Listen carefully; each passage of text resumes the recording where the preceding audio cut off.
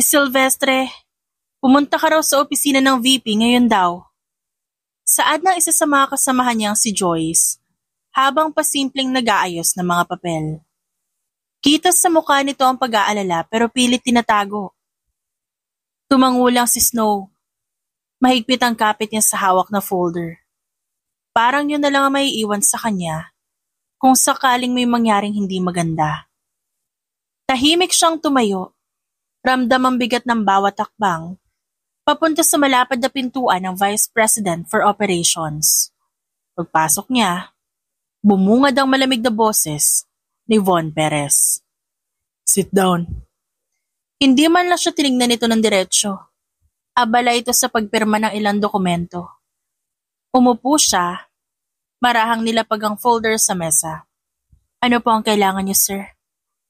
Maingat niyang tanong. Ibinaba ni Von ang hawak na ballpen at saka tumingin sa kanya. Mata na puno ng yabang at otoridad. Miss Silvestre, we have decided to terminate your employment effective today. Parang biglang may kumalabog na malakas sa dibdib ni Snow. Po? Termination? Bakit po? Sumandal si Von sa kanyang swivel chair. Pinag-cross ang mga braso. Performance issues? Hindi ka raw nagde-deliver na inaasahan sa'yo. Bakas ang mapanuyang ngiti sa kanyang labi. Isang ngiting matagal nang bumabagabag kay Snow. Pero sir, lahat ng campaigns na hinawakan ko nagbigay ng mataas na ROI. Nakapasa rin po sa quarterly evaluation.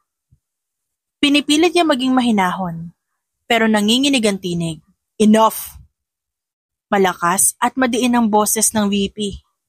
Hindi mo na kailangan pang ipagtanggol ang sarili mo. HR will process your clearance. You may leave. Sandaling natahimik si Snow. Ramdam niya ang bigat ng bawat salitang binitiwan nito. Hindi siya makapaniwala na gano'n na lang. Matapos ang mahigit 7 taong pagtatrabaho, isang iglap lang at matatanggal siya. Bago pa siya tuluyang lumabas ng opisina, tumigil siya sa paghawak sa siradura ng pinto.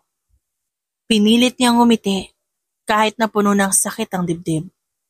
Salamat po, sir. Ngayon ko lang napatunayan. May mas malalim na dahilan ng pagtanggal niyo sa akin. Hindi na siya naghintay ng sagot.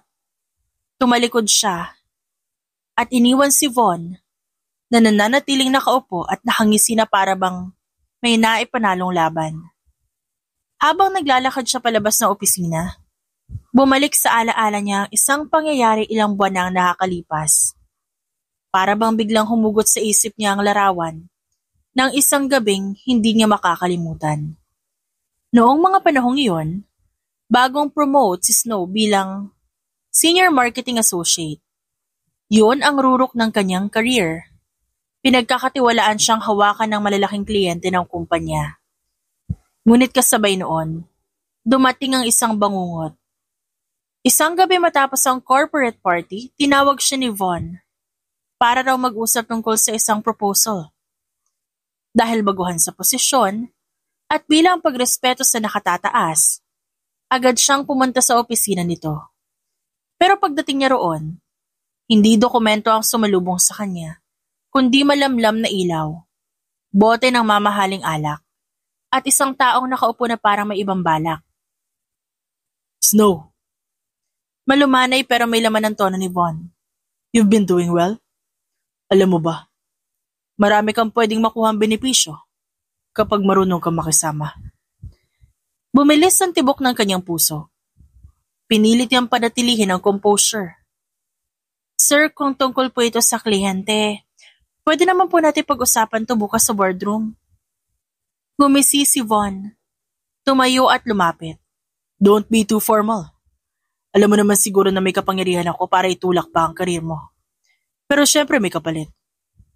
Doon ang lamig siya.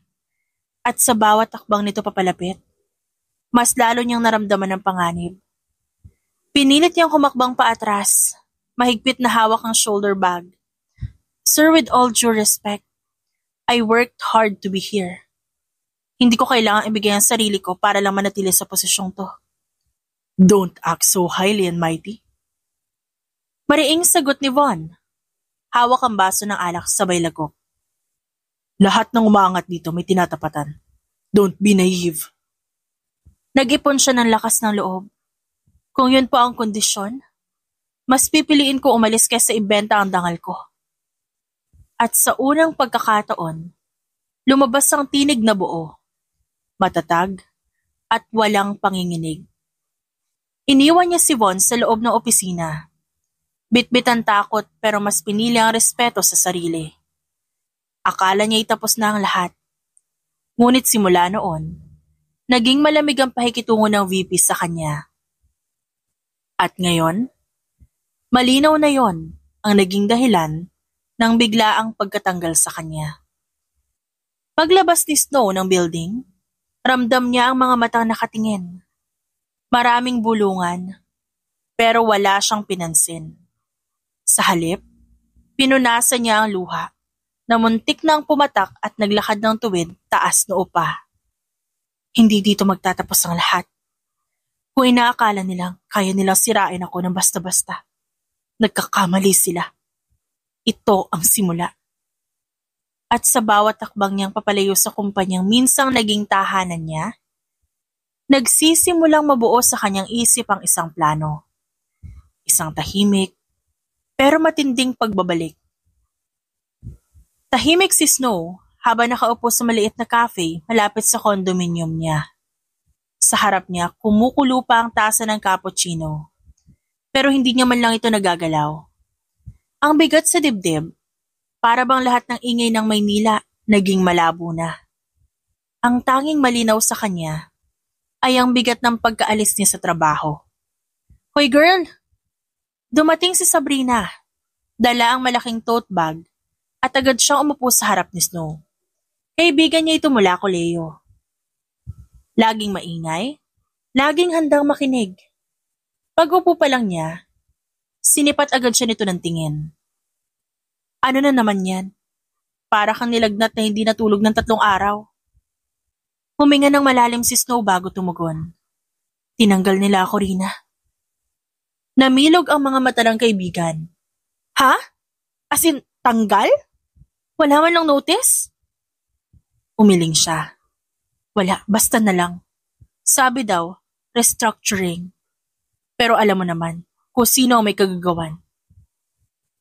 Tiningnan niya si Sabrina. Bakas ang lungkot at galit sa kanyang mga mata. Si Von, dahil hindi ko siya pinagbigyan.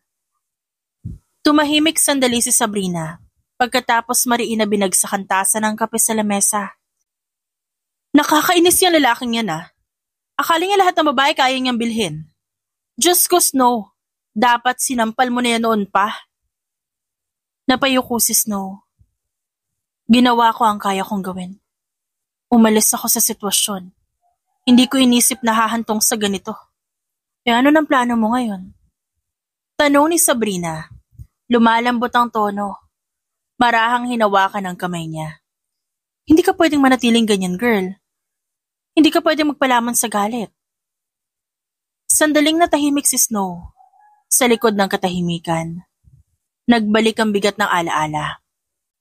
Kung iisipin, maraming taon ang sinayang niya sa pagsisilbi sa Prime Ventures Marketing. Ilang taong overtime ng pagbubuhos ng idea para sa malalaking kliyente.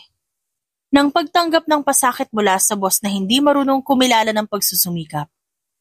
At sa kabila noon, sa isang iglap lang nawala ang lahat.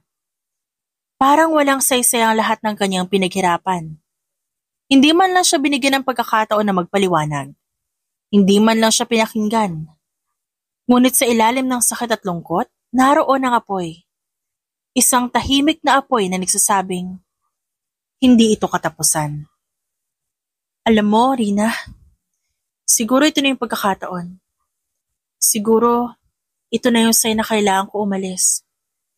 Umalis? As in saan? Maghahanap ka ng ibang kumpanya? Hindi. Ayoko na. Wala na akong tiwala sa sistema dito. Gusto ko magsimula ng bago. Sa lugar kung saan hindi ako kilala bilang empleyado na kayang apihin. Gusto kong patunayan na kaya kong bumuo ng sarili kong pangalan. Napakunot ang noon ni Sabrina. Girl, seryoso ka? Aalis ka ng Maynila?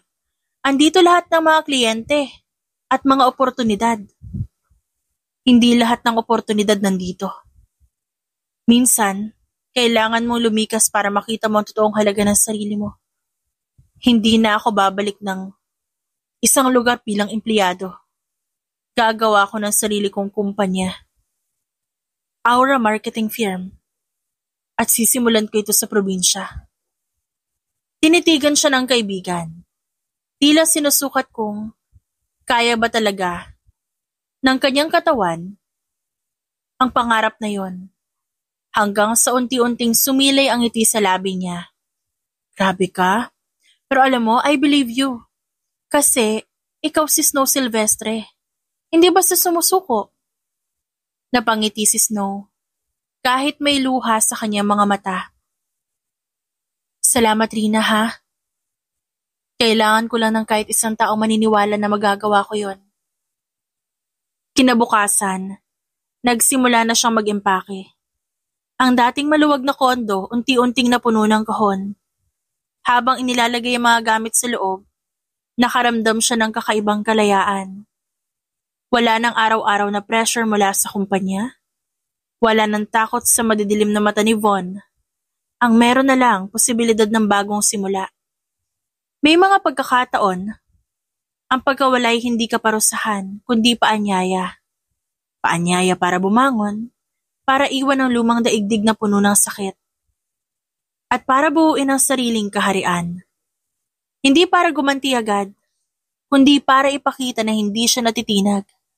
At sa oras na dumating ang tamang panahon, ang hustisya ay kusa niyang isusulat gamit ang sarili niyang tagumpay.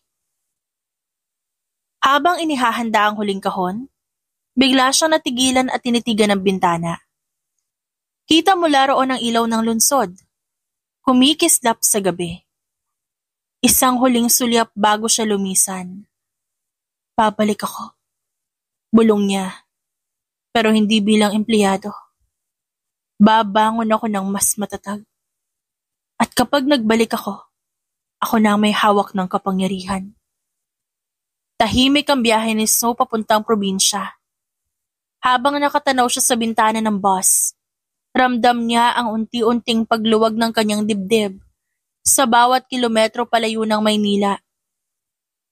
Wala na ang matataas na gusali. Wala na ang ingay ng trapiko. Pinalitan nito ng mga bundok na nakatanaw sa malayo at mga palayan na tila kumakaway sa hangin. Fresh start. Bulong niya sa sarili. Pilit pinapalakas ang kanyang loob. 2 malalaking maleta ang dala niya. Isa para sa ilang pirasong damit. Isa naman para sa laptop at ilang gamit na maaaring maging sandata niya sa panibagong buhay. Pagbaba niya ng bus, sinalubong siya ng mainit na araw at amoy ng sariwang hangin. Doon siya pansamantalang nakitira sa pinsan niyang si Kate na may maliit na kalenderya sa bayan. Snow, ang payat mo! Para kang hindi kumakain sa Maynila. Bungad agad ni Kate sa kanya. Gumiti lang naman si Snow. Medyo stressful kasi dun pero okay na, dito na muna ako. Tutulungan na lang kita sa karinderya habang naghahanap ako ng ibang mapapasukan. Bahala ka, basta dito ka muna. Libre ka ng board and lodging. Sagot ng pinsan. Napangiti si Snow. Hindi niya pa alam kung paano magsisimula. Pero buo ang desisyon niyang hindi na siya babalik bilang empleyado. Hindi para magtrabaho muli sa ilalim ng isang taon na gaya ni Von Perez. Ilang linggo ang lumipas. Sa mga panahong yon, pinapanday ni Snow ang idea ng sarili niyang marketing firm. Aura Marketing Firm ang ipinangalan niya. Sabi niya, ang bawat brand ay dapat may aura na maiiwan sa tao. Hindi lang basta produkto, kundi pakiramdam na tatatak. Ngunit hindi madali ang lahat. Una, walang opisina. Ang dining table sa karinderya ng pinsan na nagsilbing unang headquarters. Laptop niya, cellphone, at internet connection lang ang gamit. Minsan, nahuhuli siya ng mga suki sa karinderya na tila walang tigil sa pagtipa ng keyboard. Anong ginagawa niya? Parang call center? Biro ng isa. Ngingitian lang sila ng pinsan ng dalaga sa kasasagot. Negosyo yan. Balang araw makikita niyo. At sa loob-loob ni Snow, tama ang pinsan niya. Hindi niya kailangang ipaliwanag ang lahat. Sapat na ang tiwala ng iilan para makapagsimula. Isang araw, may dumating na pagkakataon. Nakilala niya ang may-ari ng isang lokal na coffee chain sa kapihan sa bukid. Miss Snow, sabi nila marunong ka raw sa marketing. Kasi itong branch ko hirap na. Ang daming bagong cafe dito. Puro Instagrammable. Samantalang kami luma na itsura. Baka naman may idea ka. Tinitigan ni Snow ang lugar. Oo, totoo. Hindi nakakaakit ang itsura ng coffee shop. Luma ang menu board, mahina ang presence sa social media, at walang kahit anong promo. Pero nararamdaman niyang may potensyal. Sir, simple lang. Hindi kailangan ng mamahaling renovation. Ang kailangan niyo kwento. Ang kape niyo galing sa lokal na magsasaka, tama? Yun ang ilalaban natin. Hindi lang tayo magbebenta ng kape, kundi kwento ng sipag at pagmamahal ng mga taga rito. Parang di ko naisip yun ah. Sagot ng may-ari na parang may liwanag na bumukas sa kanyang isip. Kung ganon, sige Miss Snow, subukan natin. At doon naramdaman ni Snow na may isang taong tumaya sa kakayahan niya. At yun ang pinakaunang hakbang ng Aura Marketing Firm. Gabi-gabi, abala si Snow sa paggawa ng content. Gumawa siya ng mga litrato at video ng mga magsasaka habang nag-aani ng kape. Sinamahan ng simpleng graphics at caption na nakakaantig. Nagpatakbo rin siya ng social media promos. Habang ginagawa ang materyales, di niya maiwasang kabahan. Paano kung walang pumansin? Paano kung walang bumili? Ngunit bawat pag-aalinlangan, sinasagot niya ng tiwala sa proseso. Kapag pinanghihinaan siya ng loob, iniisip niya ang mga magsasakang nagbubuhos ng pawis para sa bawat butil ng kape. Kung kaya nilang magsikap araw-araw, kaya din niyang bumangon at magpuyat para dito. Hindi nagtagal, dumagsa ang mga customer. May mga estudyante, pamilya, kahit mga turista. Sa loob ng isang buwan, halos dumoble ang benta ng coffee shop sa bukid. Mismong may-ari ang natuwa. Snow, ang galing mo. Wala pang isang buwan, ramdam na ramdam ko na yung pagbabago. Hindi ko alam kung paano ko tapos sasalamatan. Simple lang yan, sir. Kapag may nagtatanong kung sinong tumulong sa inyo, sabihin niyo lang Aura Marketing Firm. At sa sandaling yon, nakaramdam si Snow ng kakaibang tuwa. Hindi dahil sa pera, kundi dahil nakikita niyang may epekto ang trabaho niya. Isa itong pagpapatunay na tama ang desisyon niyang magsimula mula sa wala. Kung dati parang wala siyang boses sa kumpanya, ngayon mismong pangalan niya ang nagdadala ng pagbabago sa iba. At doon nagsimula ang pangalan ni Snow na kumalat sa probinsya. Ngunit hindi madali lahat. May mga araw na halos wala siyang tulog kakagawa ng content. Minsan, nagkakaproblema sa internet connection. Minsan naman, muntik nang mabitin sa deadline dahil sa kawalan ng kagamitan. Pero kahit ganon, hindi siya sumuko. Isang madaling araw, nadat na ni Kate na nakatulog siya sa mesa. Bukas pa ang laptop. Maingat siya nitong tinakpan ng kumot. Kawawa naman. Pero kita ko rin ang tapang ng pinsan kong to. You can do this, Snow. Bulong niya dito. Pagmulat ni Snow makalipas ng ilang oras, nakita niya ang tasa ng mainit na kape sa kanyang tabi. Sa simpleng pag-aalaga ng kanyang pinsan sa kanya, muling napuno ng lakas ang kanyang puso. Hindi ako nag-iisa. Sabi niya sa isip, may kasama akong naniniwala. Habang nakatingin sa screen ng laptop, napapahinto siya minsan at napapangiti. Ito na yon. Unti-unti ko nang nabubuo ang pangarap ko. Hindi na ako empleyadong binabaliwala. Ako na ang nagdedesisyon kung paano tatakbo ang buhay ko. Isang gabi, habang nagpapahinga sa karinderya, may nabanggit si Kate. Uy, Snow, may narinig ako sa mga suki ko rito. Yung kumpanyang pinagtrabahuhan mo dati, Prime Ventures ba yun? Aba, nawawalan daw ng maraming kliyente. Pumupunta na raw sa mga mas maliliit na marketing firms. Napahinto si Snow sa pag-inom ng kape. Hindi pa siya nagsasalita pero sa loob-loob niya, alam niyang yun ang simula ng pagkahulog ng taong minsang minamaliit siya. Tahimik siyang umiti. Hawak pa rin ang tasa ng kape. Siguro panahon na. Hindi ko sila hahanapin. Pero kung tadhana ang maglalapit ulit sa amin, handa na ako. At sa unang pagkakataon, hindi takot kundi kumpiyansa ang naramdaman niya sa posibilidad na muling pagkikita. Kinabukasan, bumalik siya sa coffee shop sa bukid. Nakaupo siya sa isang sulok, tahimik na pinagmamasta ng mga estudyanteng nagpipicture ng kanilang kape. Sa mag-asawang nagkukwentuhan at sa matatandang masayang umiinom ng kape. Napangiti siya. Ito na ang bagong laban. At kahit mahirap, handa akong ipaglaban ng Aura Marketing Firm. At oras na para ipakita sa mundo, lalo na kay Von Perez, kung gaano kalayo ang mararating ng taong minsan nilang binastos at tinanggal ng walang sapat na dahilan. Tahimik siyang umiti, sabay tiklop ng laptop. Alam niyang ito pa lang ang simula. Tahimik ang gabi sa probinsya, tanging huni ng kuliglig at mahinang ihip ng hangin ang maririnig sa labas ng bagong opisina ni Snow. Isang maliit na 2-story building na dati lumang bakery ngunit ngayon, pinapinturahan at inayos para maging headquarters ng Aura Marketing Firm. Hindi ko akalain na aabot tayo dito.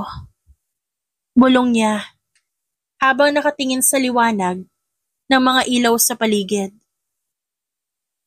Ma'am Snow, tawag ni Mika, isa sa mga una niyang empleyado. Natapos na po namin yung campaign proposal para sa milk tea brand. Pwede niyo na pong i-review. Ngumiti si Snow at tinanggap ang folder. Good job. Dahan-dahan lang tayo pero siguraduhin nating malinis at maayos ang lahat. Sa mga sumunod na buwan, tuloy-tuloy ang daloy ng mga kliyente. Ang unang tagumpay mula sa coffee shop, nagdala ng panibagong tiwala mula sa iba pang local businesses, mga milk tea shops, resorts, pati na rin clothing lines na gustong mas malawak ang presence online. Hindi lang basta creative campaigns ang dala ng Aura Marketing. Dala rin nito ang personal touch ni Snow. Ang kanyang kakaibang diskarte na palaging inuuna ang kwento ng kliyente kesa sa malaking gasto sa advertisement. Hindi kailangan na malaki agad ang budget. Paliwanag niya sa isang meeting. Kailangan lang na malinaw ang boses at branding. Kapag tumama tayo sa puso ng tao, kusay itong lalago. Ngunit habang dumarami ang tagumpay ni Snow, dumarami rin ang problema ng Prime Ventures Marketing, ang dati niyang pinagtatrabahuhan. Sa Maynila, mainit ang boardroom. Si Von Perez, ang dating VP na siyang dahilan ng pagkawala ng trabaho ni Snow, nakasimangot. Why are we losing clients left and right? Singhal niya habang hawak ang report. Bakit pati ang coffee shop na matagal ng kliyente natin lumipat sa kung sinong bagong kumpanya sa probinsya? Nagkatinginan ng mga department heads, ngunit wala ni isa sa kanila ang gustong sumagot. Hanggang sa isa sa kanila ang nagsalita, at yun ay si Carlo. Sir, kasi po mas fresh ang approach nila. Mas makabago ang ideas ng bagong firm na yon. At mas mura ang package nila pero high quality. Mas mura? Mas magaling?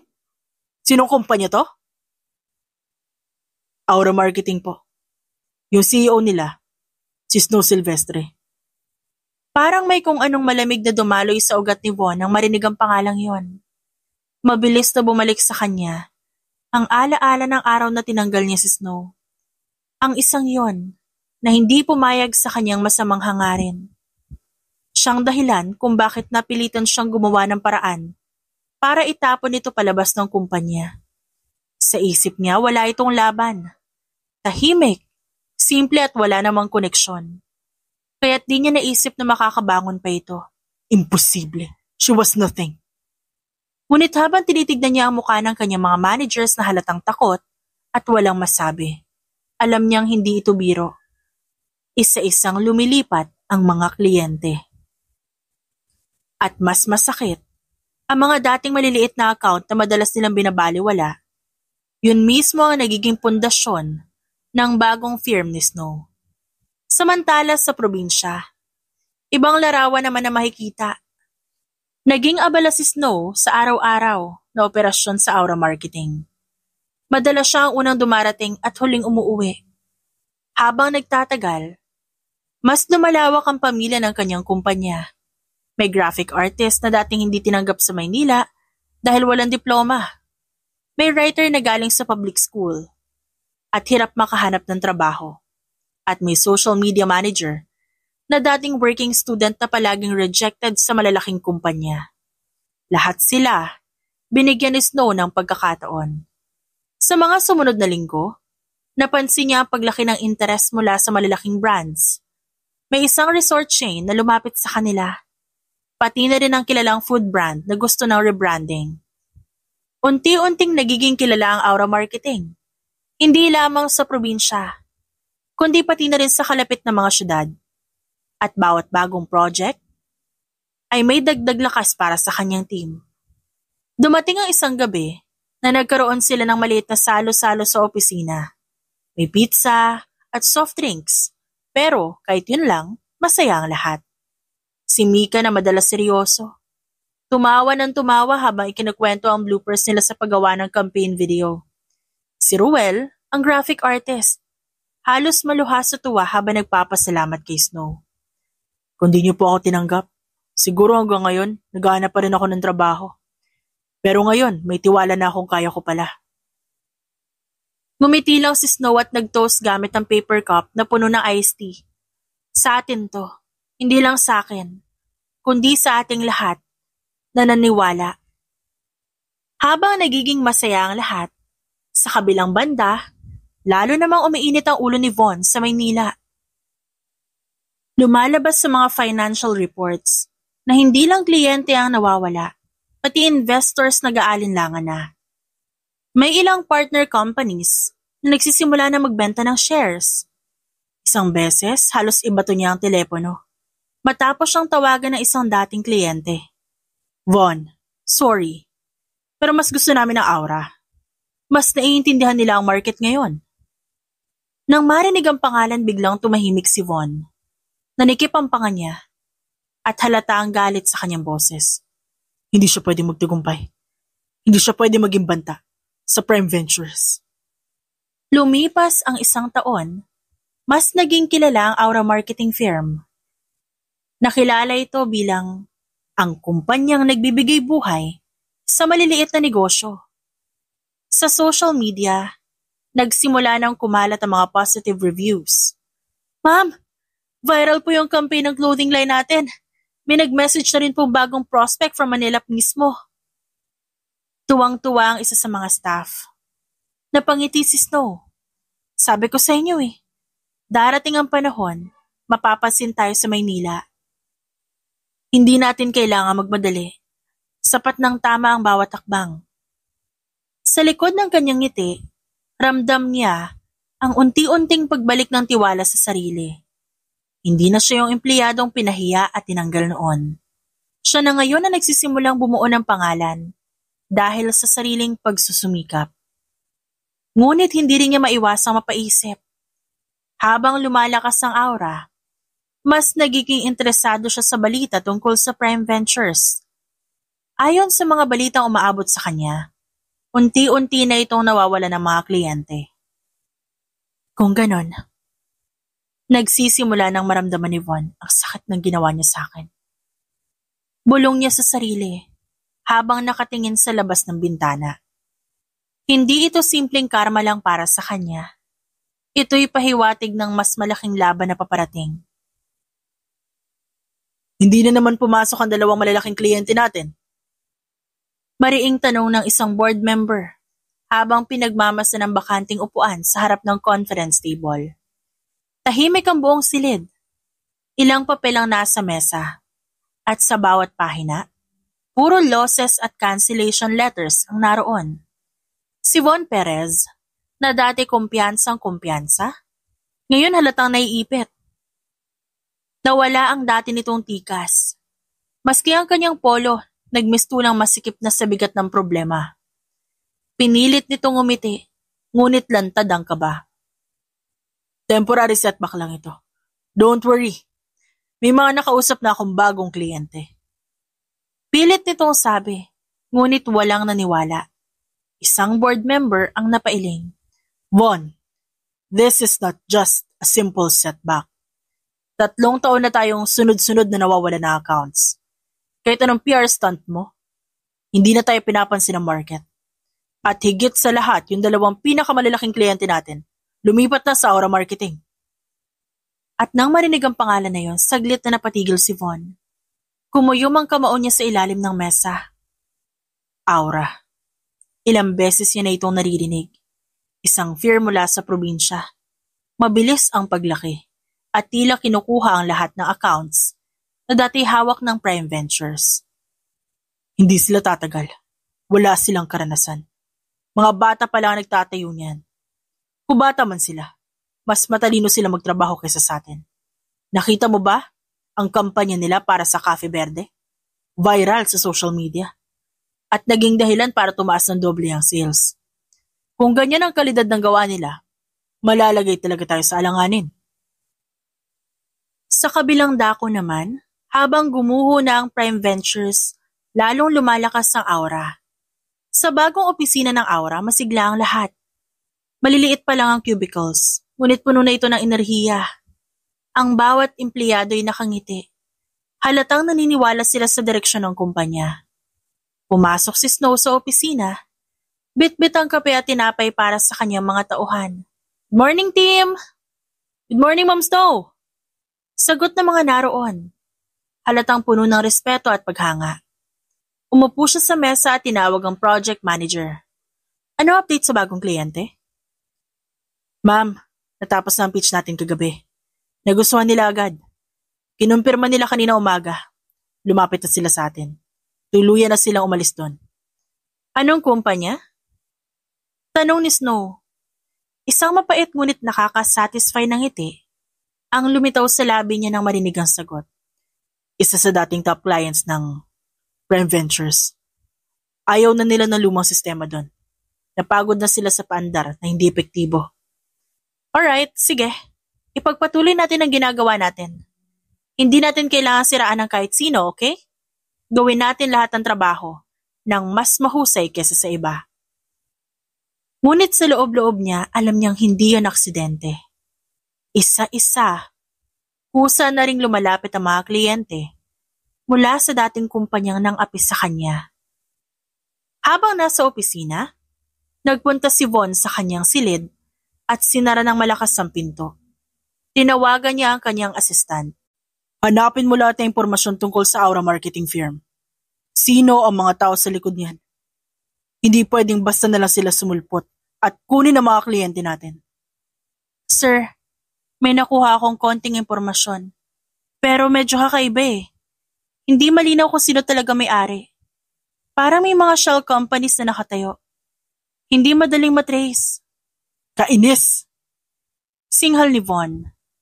Kung sino man yan, sisiguraduhin ko madudurog sila. Walang pwedeng humadlang sa akin. Ngunit kahit gaano siya katapang, ramdam niya ang pag-igting ng kaba sa kanyang dibdib. Ilang beses na rin siyang nagising sa gabi.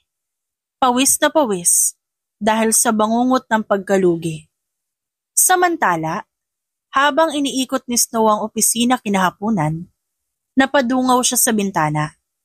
Kita niya ang malawak na lungsod, ang mga gusali, at ang mga ilaw na unti-unting nagsisindihan habang lumulubog ang araw. Saglit siyang napangiti, ngunit napahinto rin sa pag-iisip. Noon, sa parehong syudad na yon, halos mawalan siya ng pag-asa. Pinahiya siya, tinanggal na parang walang halaga. Pero ngayon, unti-unti niya na itong natatalo. At hindi pa alam ng karamihan kung sino ang nasa likod ng lahat. Pinikit niya ang mga mata at huminga ng malalim. Hindi niya ito ginagawa para lang maghigante. Ginagawa niya ito para patunayan na walang makakapagpabagsak sa kanya. Na kaya niyang bumangon, mas malakas kaysa dati. Biglang kumatok si Sabrina, ang matalik niyang kaibigan at operations manager. Snow, okay ka lang ba? Kanina ka pa nakatitig dyan. Oo naman, okay lang ako. Sagot niya, ngunit may bahagyang bigat sa kanyang tinig. Minsan, nadadala lang ako na alaala. Naalala ko kung paano ako tinrato dati. Pero siguro, ito yung nagpatatag sa akin. Bigyan mo naman ako ngayon. Lumapit si Sabrina. Hawak ang ilang dokumento. Tignan mo to. 2 bagong proposals mula sa kumpanya sa Makati. Alam mo ba dati, hindi man lang tayo pinapansin ng mga yan? Ngayon sila na mismo ang lumalapit. Tumango si Snow at ramdamang tahimik na tagumpay. At ang pinakamasarap sa lahat, ginagawa natin to ng malinis. Hindi natin kailangan maglaro ng marumi. Sapat nang mas mahusay tayo. Habang tumatagal, mas lalo pang tumitindi ang tensyon sa boardroom ng Prime Ventures. Von, kung di ka makakalap ng solusyon, baka kailangan na naming magdesisyong alisin ka bilang VP. Wika ng chairman. Napamaang si Von, halos sumabog ang ulo. Ano? Ako ang nag-angat ng kumpanyang ito noon. Ako ang dahilan kung bakit nakilala tayo. Ngunit tumingin lamang ang chairman at malamig ang tinig na nagsalita. No. Pero ngayon, ikaw ang dahilan kung ba't nalulugmok tayo. Bon, ang katotohanan, kailangan mo tanggapin. Hindi na gumagana ang estilo mo. Luma na ang estratehiya mo. Di ka marunong makinig sa bago. Samantalang ang aura, alam nila kung paano makapag-ugnayan sa merkado ngayon. Sumiklab ang galit sa mga mata ni Von. Aura! Wala kayong ibang binabanggit mo ko dyan. Sino ba talaga ang demonyong nasa likod niyan? Walang sumagot. Ngunit ramdam ng lahat na ang pangalan na yon ay unti-unti nang nagiging bangungot para kay Von Perez. Natigilan ng lahat. Ramdam ni Von na unti-unting nawawala na siya ng kapangyarihan. At higit sa lahat, alam niyang may isang aninong palapit.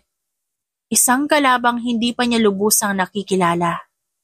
Sa gabing yon, mag-isang nakaupo si Snow sa kanyang opisina sa Aura.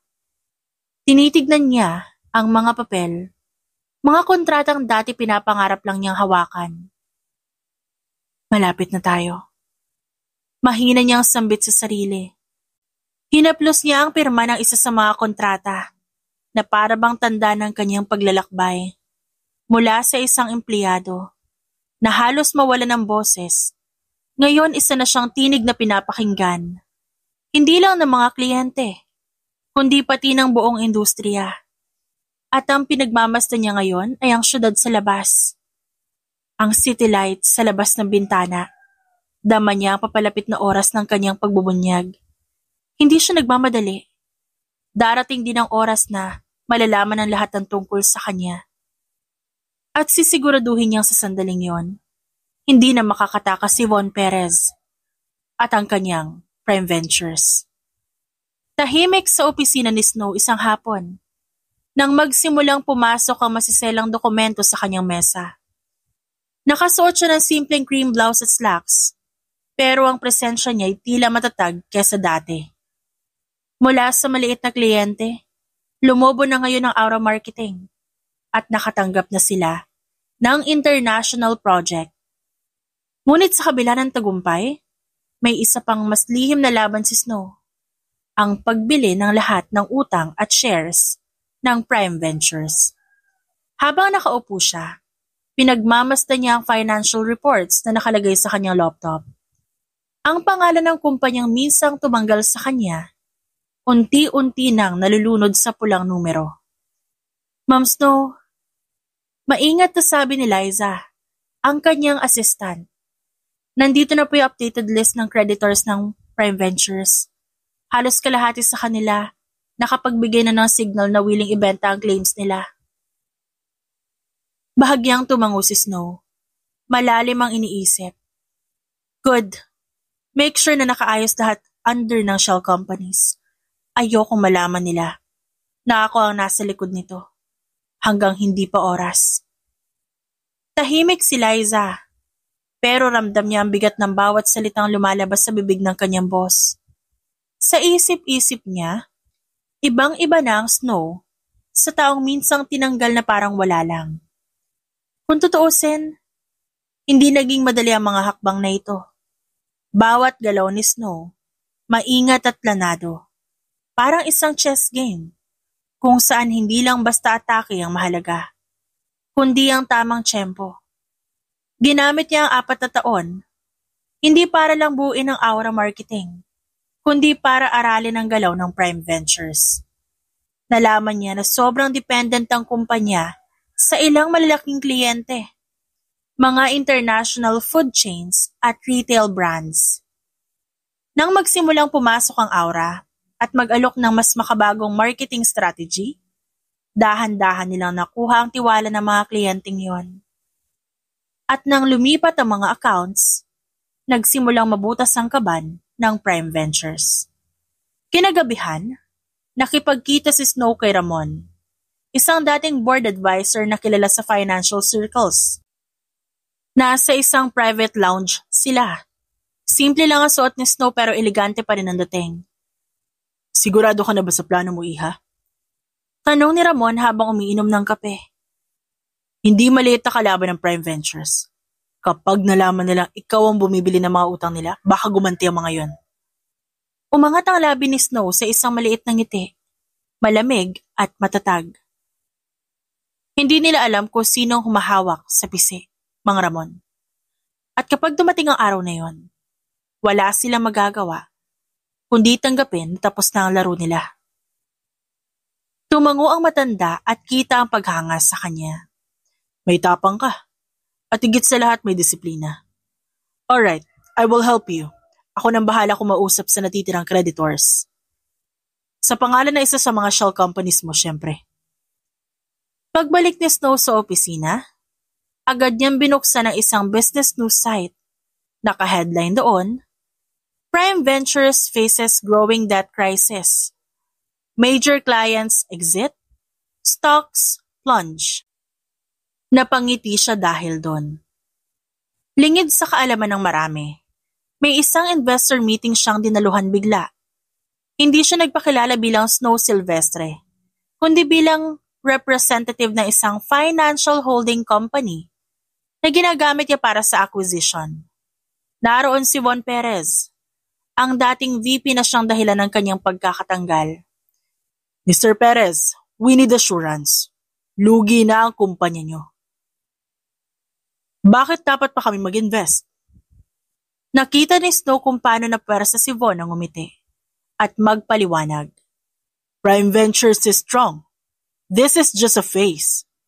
We're negotiating new deals. Naramdaman ni Snow ang pait ng paghihiganti sa loob niya.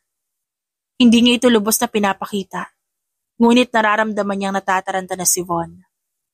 Tahimik ang opisina ni Snow ng gabing yon. Ang buong aura marketing halos tahimik na. Nakaupo siya sa kanyang executive desk, nakatitig sa monitor, habang hawak ang isang tasa ng kape na lumamig na. Kumikislap ang mga spreadsheet sa kanyang screen. Mga dokumento ng shares, utang at mga kontrata na pinoproseso ng mga lawyer na kinuha niya.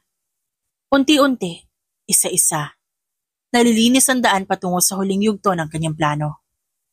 Ma'am Snow, bati ng kanyang financial advisor na si Mr. Lopez. habang papasok sa opisina. Confirm na po. 2 pang major stockholder ng Prime Ventures ang nagbenta ng shares nila sa atin ngayong hapon. Ibig sabihin, ilan na lang natitira? Less than 15% na lang, ma'am. At karamihan, nagdadalawang isip na.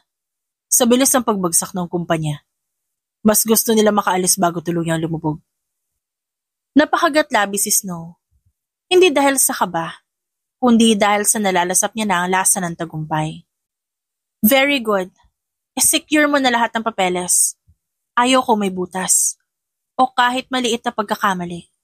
At saka, madilim na. Maaari ka nang umuwi, Mr. Lopez. Copy, ma'am. Sa kabilang dako, si Von Perez naman muling nagpupuyos ng galit. Nasa boardroom siya kasama ang ilang nalalabing direktor. Ang dating masigla at makapangyarihang opisina, ngayon ay punong-puno ng tensyon at kaba. Ano bang nangyayari sa atin? Sigaw ni Von habang pinupukpok ang lamesa. Bakit sunod-sunod na umaalis ang shareholders? Bakit lahat ng kliyente lumilipat sa isang kumpanya? Tahimik ang board. Walang may gustong sumagot. Lahat nag-iiwasan ng tingin. Hindi ba ninyo nakikita? May isang taong gustong lunurin tayo. May nagmamanipula sa lahat ng ito. At kailangan ko malaman kung sino. Ngunit sa loob niya, may kutob siya. Hindi lang basta kompetisyon ito. May naaamoy siyang personal na paghihiganti. Samantala si Snow, huminto sandali at lumapit sa malaking bintana ng opisina. Tanaw niya sa labas ang ilaw ng syudad. Bumabalik sa kanyang alaala ang mga ginawa ni Von sa kanya. Malapit ko na makuha ang hustisyang pinagkait nila sa akin. Naisip niya ang mga panahong nagkukulong siya sa kwarto matapos ang nangyari. Kung paano siya nawala ng pag-asa, ngunit pinilit niyang tumayo at magsimula muli. Kinabukasan maagang pumasok si Snow sa isang meeting kasama ang kanyang core team. Naroon si Sabrina, ang kanyang matalik na kaibigan, at operations head, si Mr. Lopez para sa finances, at ilang biling executive na matagal nang tapat sa kanya. Mga kasama, narating na natin ang puntong ito dahil sa sama-samang pagsusumikap natin at ngayon, malapit na tayong humakbang sa huling bahagi ng ating plano. Within this week, magiging major shareholders na tayo ng Prime Ventures. Napairap si Sabrina, sabay ngising malalim. Hindi ba't napakaganda na irony, Snow? Sila nagtanggal sa'yo noon. Ngayon ikaw ang bibilis sa kanila. Tumawa si Snow. Mahina ngunit puno ng tapang. You're right. Pero tandaan nyo, hindi tayo gaganti para lang manakit. Layunin natin ay ang ipakita na kaya nating patunayan ang ating sarili.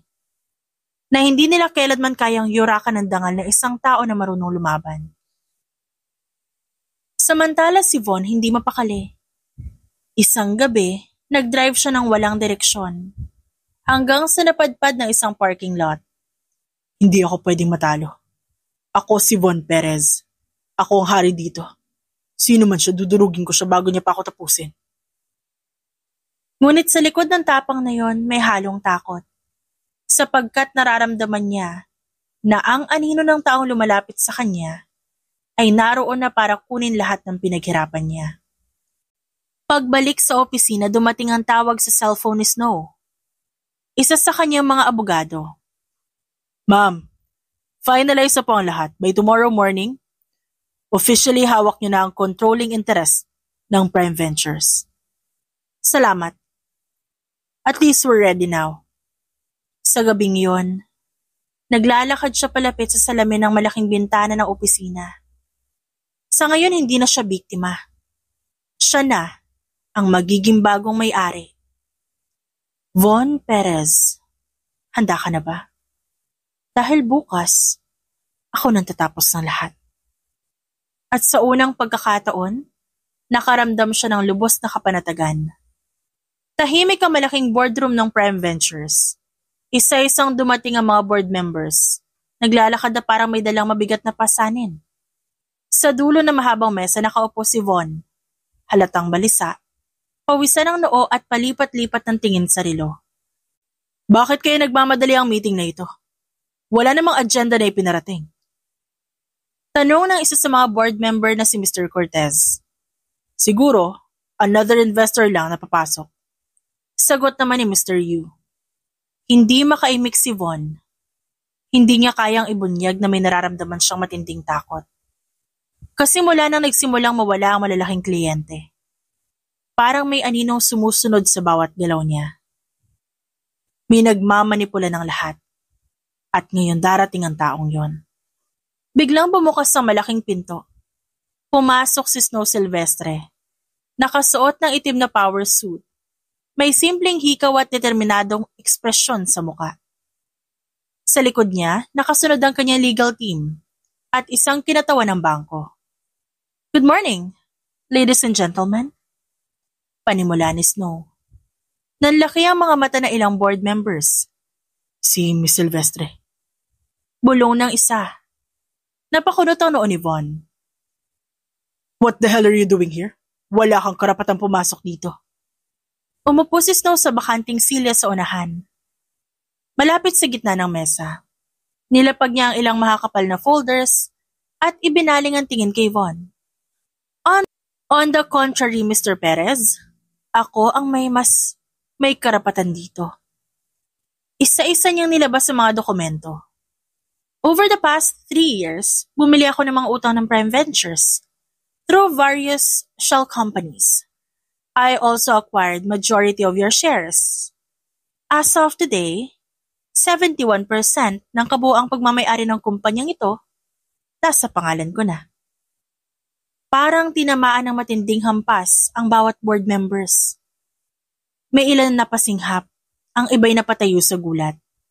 Doon nagsimulang bumilis ang bulungan ng paligid. Ilan sa mga board members nagtanong sa isa't isa kung paano nakalusot ang ganon kalaking transaksyon nang hindi nila nalalaman. Ang iba naman parang nakahinga ng maluwag. Tila ba ang bigat ng mga taon ng pagkakautang ay unti-unting binubura sa harap nila. Habang pinagmamasdan ni Snow ang mga reaksyon, naalala niya ang mga gabing halos hindi siya makatulog sa dami ng papel na kailangang basahin, kontratang kailangang aralin, at negosyong kailangang kontrolin. Sa bawat dokumento nakuha niya, sa bawat porsyento ng shares na naipon niya, mas dumalapit siya sa sandaling ito. Hindi siya nag-iisa. Nasa likod niya ang maliit ngunit tapat na team na sumama sa kanya mula nang itayo niya ang aura. Lahat sila nakataya rin ng pangalan at buhay sa larong ito. Miss Silvestre. Mahinang wika ni Mr. Tan. Isa sa pinakamatagal ng direktor. Kung totoo ang sinasabi mo, ibig bang sabihin matagal mo na itong pinlano? Tumango naman si Snow. Yes, hindi ako papasok dito ng walang matibay na pundasyon. At hindi ako darating ngayon kung di ko hawak lahat ng ebidensya. Nakalagay sa ibabaw ng mga pahina ang mga titulo ng assets, bank confirmations at iba pang dokumento na nagpapatunay sa kanya bilang mayori ang may-ari. Habang isa-isang tumitingin ang board, mas lalong lumulubog si Von sa kinauupuan.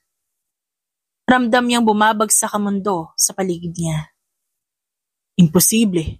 Hindi namin napansin. Bulong ni Mr. Yu. Snow looked at him sharply. Of course you did not. Because you were too busy covering up losses and clinging to false hope while your vice president here was destroying your credibility piece by piece. Lies! You're just bitter dahil tinanggal kita noon. Oo, tinanggal mo ko. At nung araw na yun, tinrato mo akong parang wala akong halaga. Pero ngayong araw, babawiin ko lahat. Hindi dahil gusto ko magkigante, kundi dahil alam kong kaya kong palaguin ang kumpanyang sinira mo. Hindi ko kinuha ang Prime Ventures para lang gantihan ka. Kinuha ko ito dahil may libo-libong empleyado na umaasa sa atin. Ilang pamilya ang nawalan ng trabaho dahil sa kapabayaan mo. Ilang kliyente ang nalugi dahil sa kasakiman mo. Kung iniisip mong ito'y personal lang, nagkakamali ka. Ilang board members ang napayoko. Tila natamaan ng mga salita ni Snow. Alam nilang may kasalanan din sila sa pagsasawalang bahala, sa pagiging tahimik habang lumulubog ang kumpanya. Ngunit sa sandaling ito, parang binibigyan sila ni Snow ng pagkakataong bumangon muli. Sandaling natahimik ang lahat. Ngunit sa isipan ni Snow, bumalik ang alaala ng araw na tinanggal siya. Kung paano siya tinawag na walang silbi, kung paano tinalikuran siya ng mga kasamahan. Ngayon, lahat sila nakatingin sa kanya, at siya ang may hawak ng kapangyarihan. Miss Silvestre, kung totoo ang lahat ng ito, are you saying na ikaw ang bagong may-ari ng Prime Ventures? Yes. And from this day forward, Aura Marketing and Prime Ventures will merge under my leadership. Ang salitang merge ay kumalampag sa silid. Marami ang nagulat. Ngunit marami rin ang nakaramdam ng pag-asa. Ibig sabihin, hindi lang sila maliligtas mula sa pagkakautang. Magkakaroon din ng panibagong direksyon ang kanilang negosyo. Aura, na ilang buwan pa lang sa industriya ngunit kilala na sa pagiging mabilis at makabago. Magsasanib puwersa sa isang kumpanyang halos bumagsak na. At ito nga ang bagong simula. Nagkatinginan ng mga board members. Sa halip na pagtutol, unti-unti silang nagpakita ng ginhawa, na para bang sa wakas may taong magliligtas sa kanila mula sa kapahamakan. Kung ganon, handa ako makipagtulungan sa iyo, Miss Silvestre. Sumang-ayon ng ilan. Tumangutango pa habang si Von halos hindi makahinga sa galit. Hindi ko hahayaan na ikaw ang magmana ng pinaghirapan ko. Bulyaw ni Von. Namumula ang muka sa galit. Ako ang nagpatakbo ng kumpanyang to. Nagpatakbo? Nakataas ang kilay na tanong ni Snow. You mean nagpabagsak? You harassed employees, stole from clients, and used your position to feed your arrogance. That's not leadership, Von. That's rot. Don't you dare talk to me like that. Why not? Ginawa mo akong katawa-tawa nun. Sinira mo yung pangalan ko. Pero tingnan mo tayo ngayon. Ako ang bagong may-ari at ikaw? Isang empleyadong nakikiusap para manatili. Nanginginig ang kamao ni Von. Parang gusto niyang manapak. Ngunit nakatingin ang lahat. At ang bawat galaw niya tanda ng kahihiyan. Von, ang gante hindi lagi tungkol sa pagsigaw o paninira. Ang tunay na gante ay kapag wala ka ng magawa, kundi tanggaping natalo ka. At ngayong araw, sa ating dalawa, ikaw ang talunan. Tahimik ang silid. Wala ni isang kumibo. Tanging mabilis na tibok ng dibdib ni Von ang maririnig. At sa kabila ng lahat, si Snow, ang taong minsang binaliwala. Nakamit na ang tagumpay na matagal niyang pinaghirapan.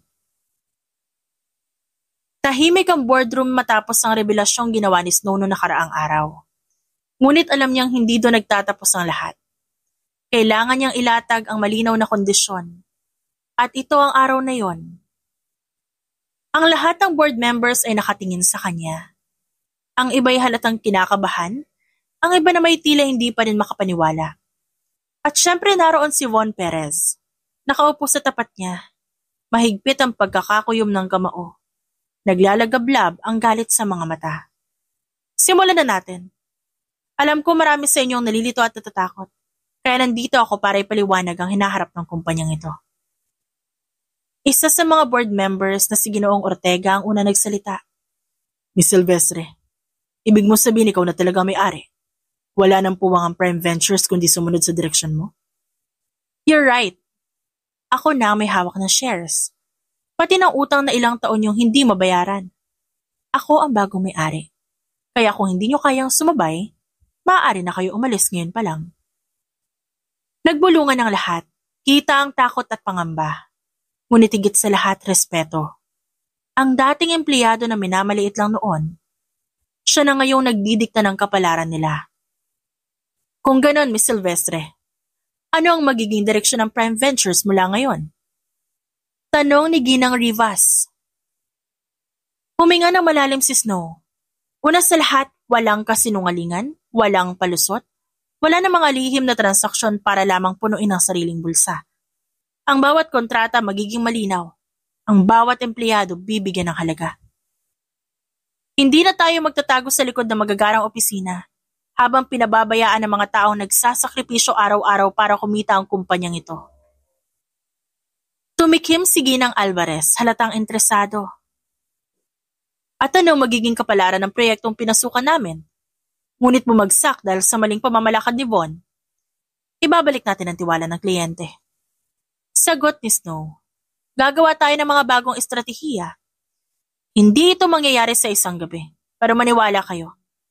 Kaya nating ibangon muli ang Prime Ventures. Dahil sa kabila ng lahat, naniniwala ako may natitira pa ring halaga ang kumpanyang ito. Hindi dahil sa mga taong nang abuso rito, kundi dahil sa mga taong handang magsakripisyo para itaguyod ito.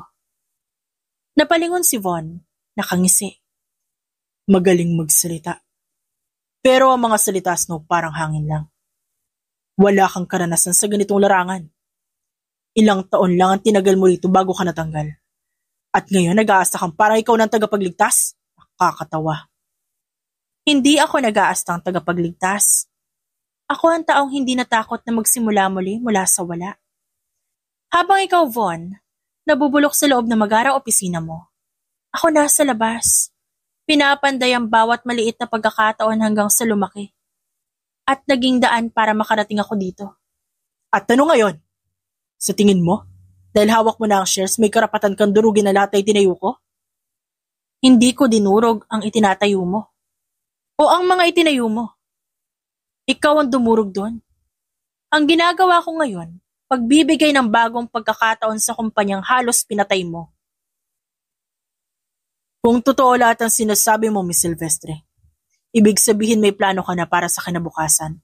Maaari mo bang ipaliwanag ng mas detalyado? Tanong ni Ginoong Santos. Yes. Sa susunod na buwan, sisimulan natin ang muling buuin ang reputasyon ng Prime Ventures sa pamamagitan ng 3 hakbang. Una, pagbabalik ng tiwala ng dating kliyente. Ako na mismo may kipag-usap sa kanila sa pamamagitan ng sekretarya o assistant. Ikalawa, paglilinis ng loob. Ang mga taong sangkot sa katiwalian aalisin. At hindi ako mangingimi kahit sino pa sila. Ikatlo, pagbibigay ng boses sa mga empleyado. Hindi na sila magiging tahimik na tagasunod. Gusto kong marinig ang idea nila dahil alam kong doon magmumula ang tunay na pagbabago. Nagpalakpakan ng ilan, pero ramdam ang pagsang-ayon. Ngunit si Von, hindi pa rin tumigil. At sa tingin mo, susunod sila sa isang tulad mo? Sa isang taong dating pinagtatawanan sa hallways? Oo naman. Sagot ni Snow ng walang pag-aalinlangan. Dahil hindi ako natatakot na maging totoo. At sa mundong to, Von, mas nanaisin ng mga tao ang leader na tapat kaysa sa leader na puno ng kasinungalingan. Hindi ka mananalo dito. Ang larangan ng negosyo para sa malalakas. At ikaw, kahit anong sabihin mo, isa ka pa ring mahina. Kung mahina ako, hindi ako aabot dito. At kung malakas ka, hindi ka sana bumagsak ng ganito. Katahimikan ang bumalot sa loob. Sa sandaling yon, ramdam nilang hindi na si Von ang may hawak na kapangyarihan. Tumayo si Von. Hindi mo pwede basta-basta gawin to.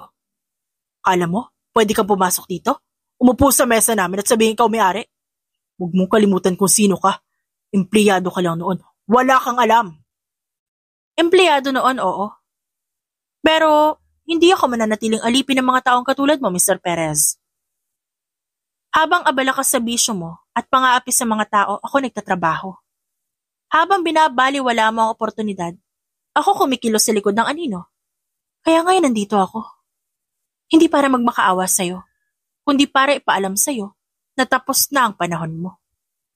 Wala kang karapatang ipahiya ako. Hindi ako nagbigay sa'yo ng kahihiyan, Von. Ikaw mismo. Ang pagkabulok ng Prime Ventures, bunga ng pangunguna mo.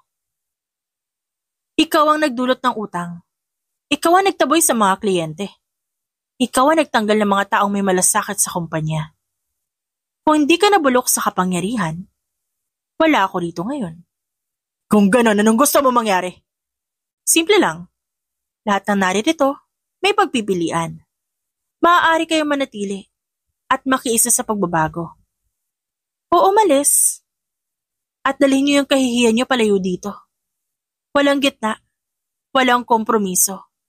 At ikaw, Von, may dalawang option ka lang. Sumunod ka sa akin bilang isa sa mga empleyado o magbitiw ka ngayong araw na ito. Hindi ako magpapasailalim sa'yo. Yan ang inaasahan ko.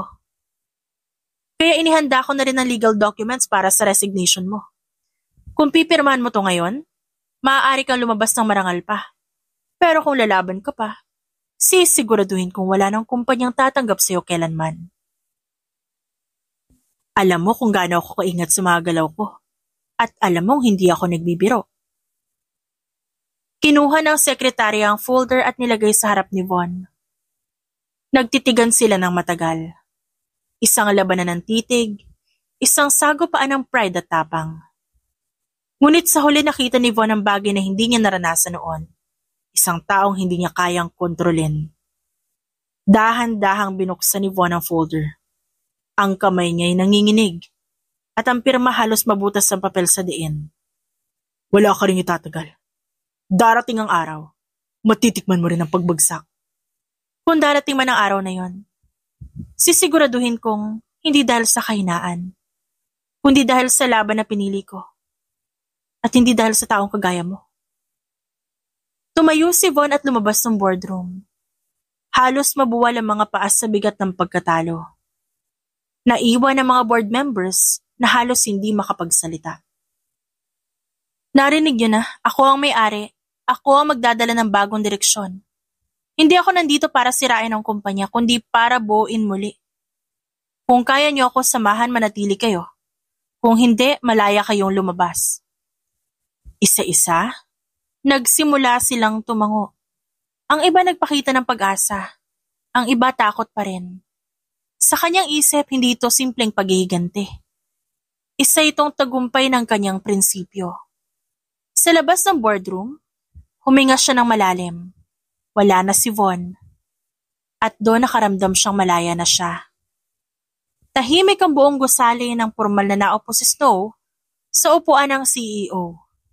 Ang upuang dati hindi man lang niya magalaw noong isa lamang siyang empleyado. Ngayon siya nang may hawak ng lahat. Sa unang pagkakataon matapos ang 4 na taon, huminga siya ng maluwag. Miss Silvestre, si Ma'am Snow, ano po ang magiging unang utos niyo sa amin? Una, nais kong ipaalala na wala akong balak na gawing personal ang ganti sa kumpanyang ito. Hindi ako nandito para sirain kundi para ayusin.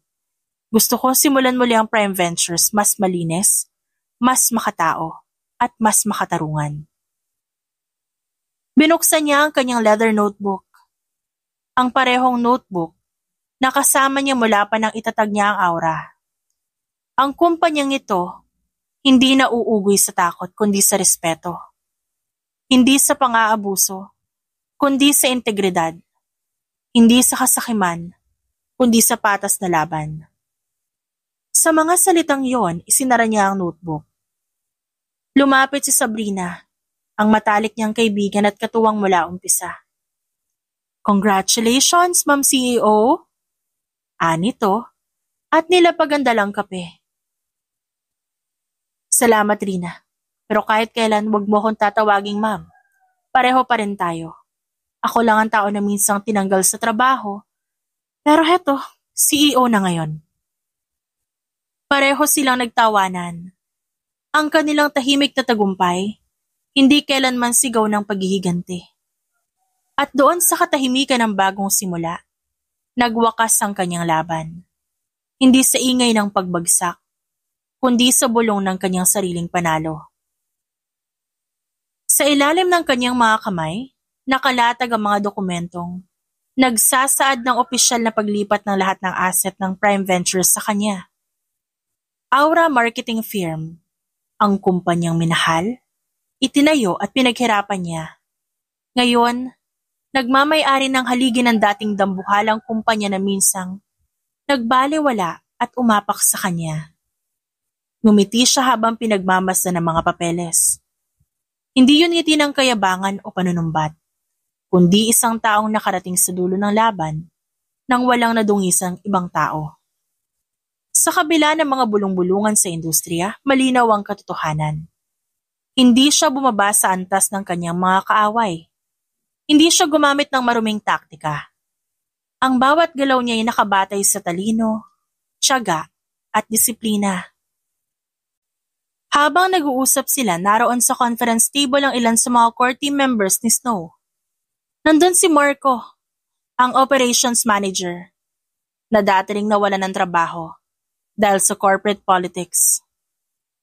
Boss, may bagong proposal mula sa international client. Kung makukuha natin to, mas lalakas tayo sa Southeast Asia market. Salamat, Marco. Pero bago ang lahat, gusto ko siguraduhin na kahit lumaki tayo, hindi mawawala ang values natin. Hindi tayo magiging katulad ng kumpanyang ginagamit lang ang tao, tapos itatapon na ng walang silbi. Nakangiting sumabat si Leia, isa sa pinakabatang empleyado. Boss, no, alam mo, isa kang inspiration. Dati akala ko wala akong patutunguhan kasi galing lang ako sa probinsya. Pero dahil sa aura, natutunan kong may halaga ako. Leia, tandaan mo, lahat tayo may halaga.